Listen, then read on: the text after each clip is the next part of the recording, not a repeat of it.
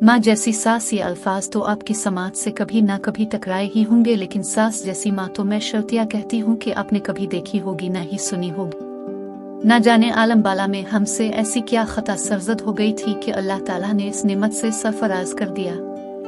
नहीं भाई, हंसने की बिल्कुल भी नहीं हो रही। जब आप मेरी दास्तान सुनेंगे तो खुद भी मेरे हम ख्याल हो जाएंगे। एक दफा का जिक्र है, मैंने कहानी शुरू की। ये फरमाइश मेरी नन्ही मनी स्टूडेंट आशी की थी, जो इस वक्त पढ़ाई से फारिग होकर मेरी गोद में चढ़ी बैठी थी। जी नहीं, अब किसी गलत फहमी का शिकार ना हूँ। मैं कोई पकी उम्र की किलोस सी टीचर नहीं हूँ, बल्कि मैं तो खुद बहुत मासूम सी भोली भाली तालिबा हूँ और यूनिवर्सिटी से कंप्यूटर साइंस में बैचलर्स कर रही हूँ।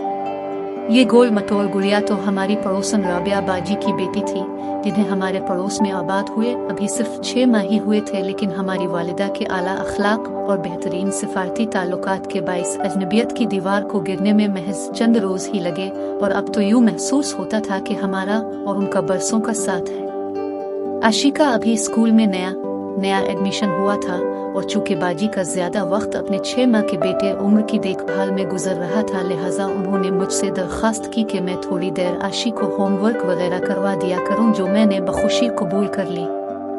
हाँ, तो मैंने अभी कहानी शुरू ही की थी कि नहीं, मेरे ख्याल में ये दूसरी दफा का जिक्र है। ये आवाज मेरे दाएं तरफ से आई। 2, बल्कि मेरे ख्याल में तो ये तीसरी दफा का जिक्र है। लीजिए जनाब, ये भी हाजिर हो गए। ये दोनों मेरे नटखट से शरारती भाई थे, जिनकी जिंदगी का वाहिद मकसद सिर्फ मुझे तंग करना था। अम्मी, मैंने नाराजी से उम्मी को आवाज दी। इन दोनों को देखिए, नान कहानी नहीं सुनाने दे रहे। उम्मी की कड़कदार आवाज सुनाई दी। टाइम देखा है, फौरन किचन में आओ। भाई आ गए हैं, अबू भी आने वाले हैं, फटाफट फुलके बना लो जी कर लो। गुल में बढ़ती हुई किचन की तरफ चल पड़ी, क्योंकि रात की रोटी और बर्तनों की धुलाई मेरी जिम्मेदारी थी। पीछे से आवाज आई, अम्मी तो हमें रोज ही देखती है। और खी शुरू। ठहरिए, पहले मैं अब से अपना तारुफ तो करवा दूं। मैं यानी खुशबख्त, जिसे सब प्यार से खुशी कहते हैं, अपने माँ बाप की इकलौती बेटी और 3 भाइयों की लाडली बहन थी। अबू डॉक्टर थे और अस्पताल में मुलाजमत अलावा शाम को अपना प्राइवेट क्लिनिक भी कामयाबी से चलाते थे, जिसकी वजह से घर में खुशहाली का दौर दौरा था। वालिदा एक मुकम्मल हाउसवाइफ। सबसे बड़े अरसलान भाई थे, जो तालीम से फारिग होकर हाल ही में एक मल्टीनेशनल कंपनी से मुंसलिक हुए थे। 5 साल के वक्फे के बाद पहले उमेर फिर में और आखिर में नंबर आगे पीछे ही अपने वालिदैन की जिंदगी में रौनक अफरोज हुए। अबू और असलान भाई तो मेरे बेहद ला उठाते, लेकिन हमारी वालिदा, जो कि आला तालीम याफ्ता, खुश अखलाक और निहायत ही मुनज़्ज़म खातून थी, वो बच्चों को खिलाओ सोने का नवाला और देखो शेर की नज़र से के मकूले की अमली तफसीर थी। बेटों को तो कभी कभार भूल चौक से कोई मामूली रियायत मिल भी जाती है, लेकिन इकलौती बेटी के लिए तो उनके उसूलों में नरमी की कोई गुंजाइश नहीं हुई थी। घर में कामकाज के लिए अगरचे मुलाजमा थी, लेकिन दिन भर वो खुद भी लगी रहती और मुझे भी लगाए रखती थी। कुकिंग उनका शौक था और उनके हाथ में लज्जत भी गजब की थी। सुबह नमाज और कुरान पाक की तिलावत के बाद मैं किचन में पहुंच गई, जहां उम्मी पराठे बनाने में मसरूफ थी। आमलेट, चाय बनाना और सालन गर्म करके नाश्ता टेबल पर पहुंचाना मेरी जिम्मेदारी होती। गुड़िया, जल्दी से नाश्ता करके तैयार हो जाओ, मुझे आज जल्दी जाना है। असलान भाई सुबह जाते हुए मुझे यूनिवर्सिटी छोड़ते थे और वापसी पॉइंट से होती थी। जी भाई, बस 5 मिनट में आती हूँ। मैंने उल्टा सीधा नाश्ता किया और फौरन तैयार हो गई। यूनिवर्सिटी के ग्राउंड में नौरीन मेरी मुंतजिर थी, महकी खुशबू में बसी हुई, जबकि मुझे तो सुबह बा मुश्किल तैयार होने का टाइम मिलता था। जब मैं अपनी दोस्तों से उनके नाज नखरों और माओं के लाड प्यार के किस्से सुनती तो मेरे दिल में भी तरह तरह के अरमान जागते, लेकिन हमारी वालिदा तो इसे औलाद को लाड प्यार से बिगाड़ना कहती, जिसकी वो हरगिज कायल नहीं थी। मुझे शक होता कि शायद मैं उनकी सौतेली आले पालक औलाद हूँ, और एक मर्तबा तो मैंने अरसलान भाई से पूछ भी लिया, लेकिन उन्होंने हंसकर मेरे सर पर एक धप लगा दी। खुशी, कल से रात का खाना तुम बनाओगी। फाइनल पेपर खत्म हुए अभी सिर्फ 1 हफ्ता ही हुआ था जब उम्मी ने रात को खाने की टेबल पर कहा, अभी तो मेरी इम्तिहान की थकावट भी खत्म नहीं हुई, कुछ दिन तो आराम करने दे ना। हाँ बेगम, हमारी बेटी की अभी छुट्टी तो बनती है, थोड़े दिन घूम फिर कर तफरी कर ले। अबू ने भी मेरी सिफारिश की। आप इस मामले में ना ही बोलें तो बेहतर है, कल को ससुराल में हर बात पर माँ की तरबियत को इल्जाम दिया जाएगा। आपको तो कोई कुछ नहीं कहेगा। अम्मी ने नागवारी से कहा। नहीं भाई, हमारी बेटी बहुत समझदार है। अबू ये कहकर खामोश हो गए। उन्हीं दिनों मौसम ने अंगड़ाई ली और ताहद नजर हरियाली ही हरियाली नजर आने लगी। रंग बिरंगे खुशबूदार फूलों ने हमारे लान को भी महका दिया।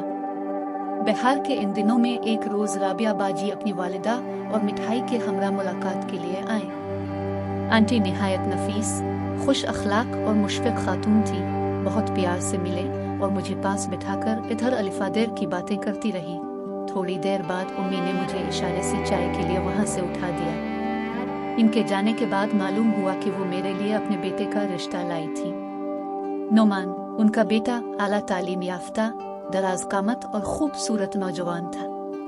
MBA करने के बाद एक मशहूर इदारे में आला पोस्ट पर फाइज था। मेरे वालिदैन को ये रिश्ता बेहद पसंद आया और वो इस पर संजीदगी से गौर करने लगे। मेरा तो ये सुनकर दिल धक से रह गया। इतनी जल्दी अपनी फैमिली से जुदाई का तो मैंने तसव्वुर भी नहीं किया था, और फिर ब्याकर दूसरे शहर जाना तो मुझे को हमालिया सर करने जैसा दुश्वार लग रहा था।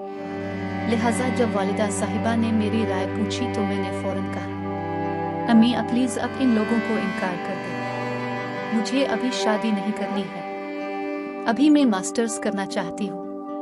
अम्मी ने खामोशी से मेरी बात सुनी और बहुत नरमी और प्यार से समझाते हुए कहा, बेटा, वालिदैन हमेशा औलाद की भलाई चाहते हैं।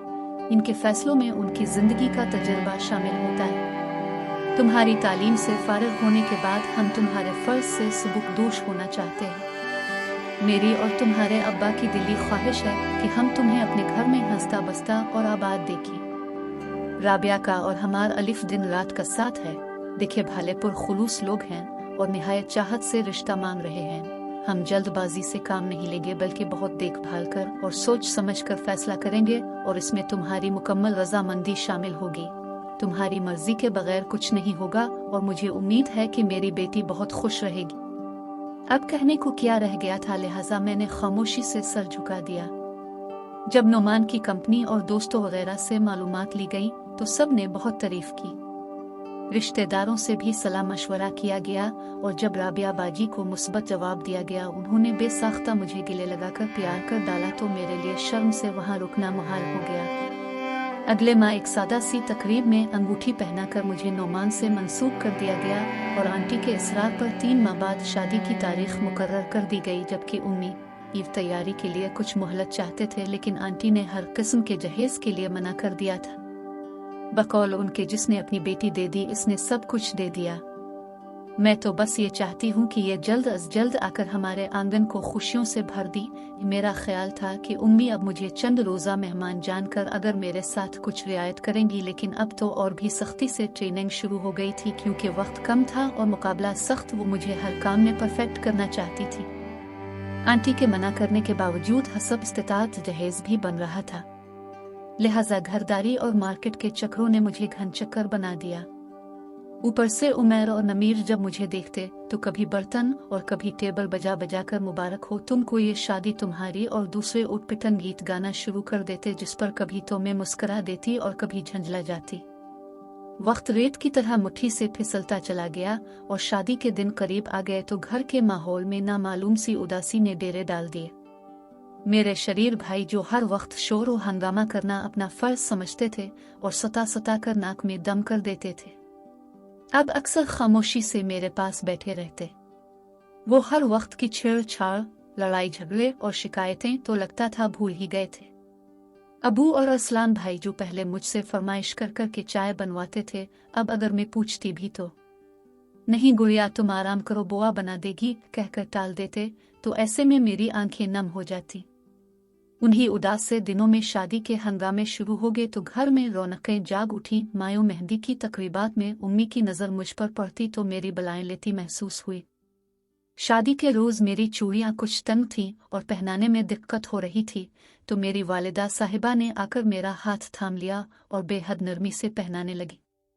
इस वक्त वो नज़रें झुकाकर बैठी थीं क्योंकि उनकी आंखें छलकने के लिए बेताब थीं और शिद्दत जज्बात से वो अपने होंठ काट रही थीं। फारिग होकर उन्होंने मेरी पेशानी पर बोसा दिया और तेजी से चली गई। रुखसती के वक्त मेरा रूकर तो बुरा हाल हो रहा था, बल्कि मैं गाड़ी में भी काफी देर तक रोती रही। राबिया बाजी ने बामुश्किल मुझे चुप कराया। ससुराल में मेरा बहुत मोहब्बत से इस्तकबाल हुआ।